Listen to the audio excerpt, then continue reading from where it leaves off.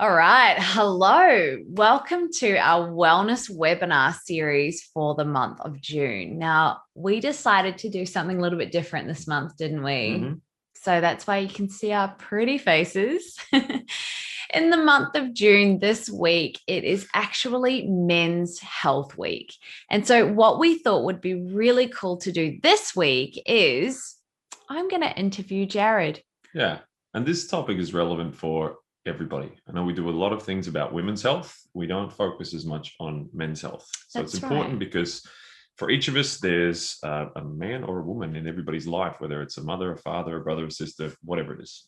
Yeah, that's right. So we thought it would be really cool to do something a little bit different this month. And Jared doesn't know No, what it is that I'm going to ask him, but it's totally unscripted.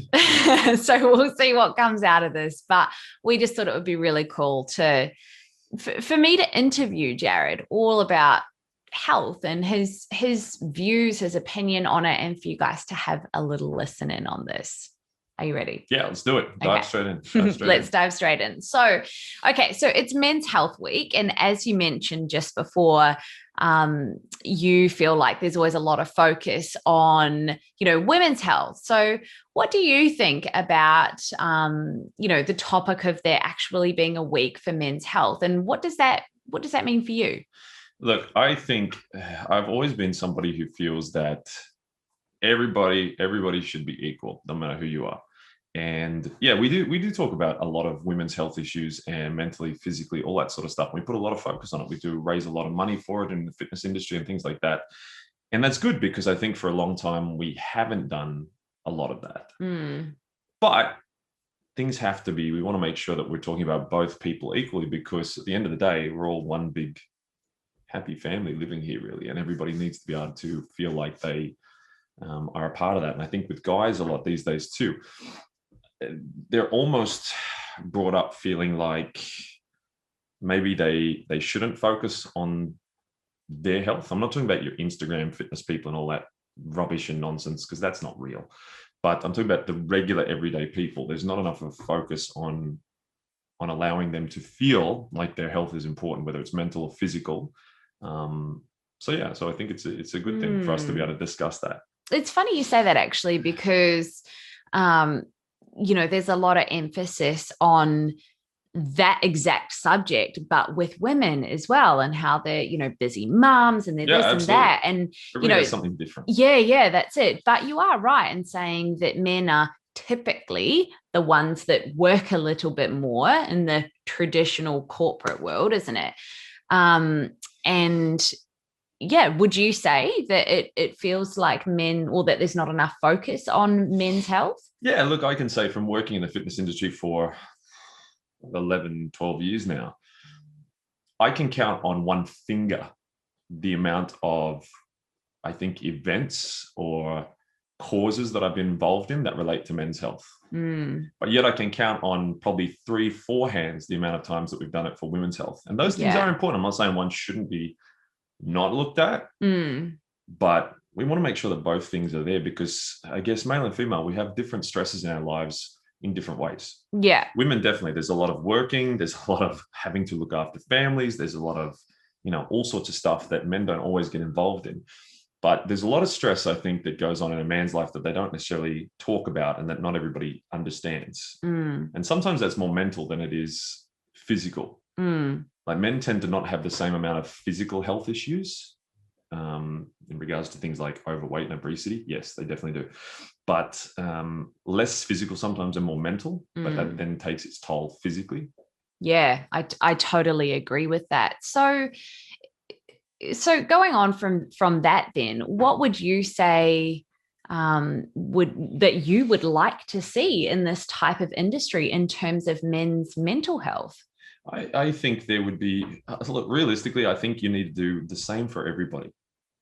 There should be a focus on women's specific health and men's specific health, but realistically, it'd be great to be at a stage where it's just goddamn health It's just health, for yeah. everybody because these days I think both people share very similar workloads in a lot of societies these days. Of course you're going to get extremes in both and you're going to get people who don't do either, but as a society moving forward, we need to be focused on everybody's health as much as possible, physical, mental, because especially after the last 12 months, everybody's suffering in more or less the same way. Yeah, definitely. I would love to know. I mean, obviously, I live with you, I work with you, so we spend a lot of time together, and I feel like I know you quite well.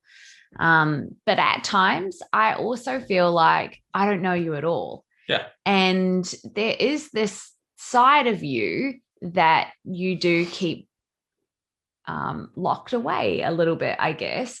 How would you say after, say, what happened last year? Because last year, I know, obviously, I lived with you, I worked with you. It was a really interesting year for us. Yes, definitely. In terms of having to, we'd only been living together for a few months, not that long, not even a year. Almost a year. When all of that stuff happened, right? Yep. And our business was new together. And we sort of got thrust into this situation where all of a sudden we had to think about how we were going to survive, really, how we were going to do things. Was going to have to change differently. To adapt. Yeah. So I would love to know, because I don't actually think I've ever asked you this question before. How did you feel throughout last year? Because you've touched on mental health and how you don't think it's kind of talked about enough, especially with guys. Like, how did you cope with last year? Let's get really raw and real. And what was that like for you? Yeah, I think last year, I think for the whole country and the whole world, last year brought mental health to the forefront more than it ever has been before.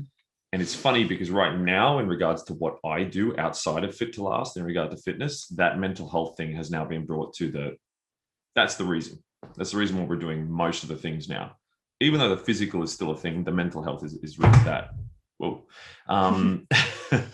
But in regards to how what happened for me mentally last year, at the beginning, personally, you know what I'm like. I get very frustrated. I don't do authority very well. Yes, I do know that. So being told what I can and can't do was challenging for me, because my natural instinct is to go against all of that. That's just me as a person. And because my particular work outside of Fit to Last and what you and I do involves traveling. Involves being different cities, different towns every single weekend, running things physically with people, and that's what I do. And so all of a sudden you found yourself changed. Like I'm not overnight in a situation where you can't do your normal work anymore. Yep. Not long after that, you were told that you have to stay inside. We can't travel more than 5 kilometers, wear a mask. Yep. And your life really just went like flipped a 180, right? Yeah, really quickly. But then we learned to adapt really quickly. My workload, my work itself, I did the same thing, but I did it from the studio, which is the garage downstairs, which we've converted into a studio. And I learned to just do everything the same from there, which for me then made me realize, excuse me, okay, maybe I don't need to travel as much. Maybe I can not have to run myself ragged doing that. So that part of it for me mentally, I was fine with that. How long did it take for you to have that understanding, like in your mind, like, oh, okay, well, this is how it is right now. Maybe I can learn to do things differently. Like, how long did that process take? Not too long, really, because I'm someone who needs routine. That's me. I need routine. And if that's changed, I don't like it. I don't cope with it. I like to have that grounding. And I think all of us do in a sense. We like to have that security or that safety. So once I realized that the routine actually ended up being the same, it just changed format, it changed to online. I was fine with that part. Okay. Not leaving the house as well. Yeah. I'm fine with that because I'm very introverted and I'm happy just being at home. That didn't bother me. Okay.